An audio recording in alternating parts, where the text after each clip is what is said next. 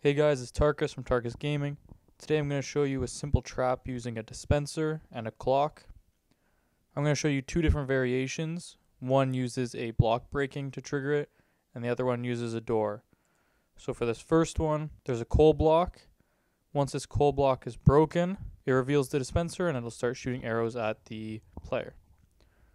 This trap over here is triggered by the door. When the door opens, then the dispenser will start to fire bombs at the player. So now I'm going to show you how to build these two traps. So for this first one, you're going to want to build a wall. I'm going to build mine 4 wide and leave a space for the trigger block to be placed. And behind this wall, you're going to want to place 2 blocks with a dispenser facing the hole on the second block. You're going to want to place 2 more blocks beside this on either side, it doesn't matter, and then a 2 block high stack at the end.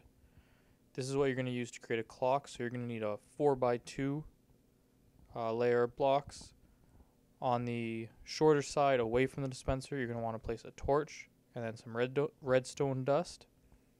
Next, you're going to want 2 repeaters along this side and 1 going into the block, and then some redstone dust to connect it all. That's going to create a clock, and then you're going to want 2 high here with redstone on top so that it'll fire the dispenser. Now to get the trap to trigger, you're going to want some redstone dust along here. And then you're going to want to place your trigger block in the hole. And then on the back of that, you're going to want to place a redstone torch.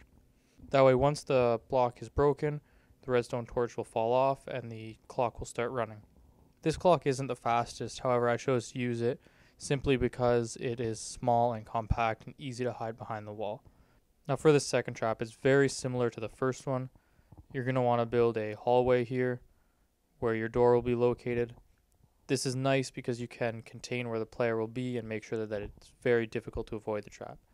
Directly behind the door, you're going to want to place a dispenser at head height. And behind this, you're going to want to build a clock similar to what you had before.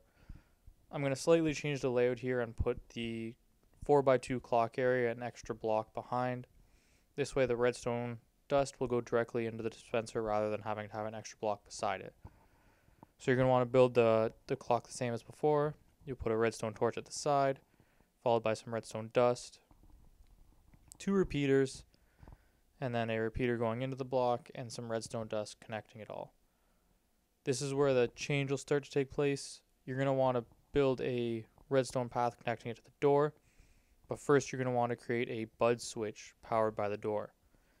To do that, you're going to want to place a sticky piston facing away from the hallway where the door is going to be, and you're going to want to dig down a block in front of it. 2 blocks in front of it, sorry, and you're going to want to place a redstone torch here.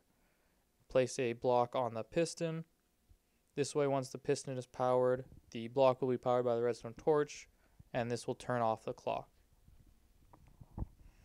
So now you're going to want to prime the bud switch and get it ready. Finish your doorway and place a lever on a block diagonal from the piston. This way it's being powered, but won't notice until you have a block update beside it. Now you're going to want to finish your construction everywhere beside the piston so that you don't accidentally trigger it. Once you're ready, you're going to want to destroy the lever, and then any change to the door will update the piston and will set off the trigger. So I'm going to fly over here and put some fire charges in the dispenser and then open the door, and it should set off the trap. These are 2 very easy traps using dispensers. And to make it even better, I'm going to show you a way here where you can hide this a bit more. What I've done is place a 2 high painting on the block below the dispenser. This way the player cannot see the dispenser down the hallway. And as you'll notice, the fire bombs are still being shot through the painting and hitting the player. I hope this tutorial helped. If you liked it, please give me a thumbs up. And if you really liked it, please subscribe. Thanks for watching.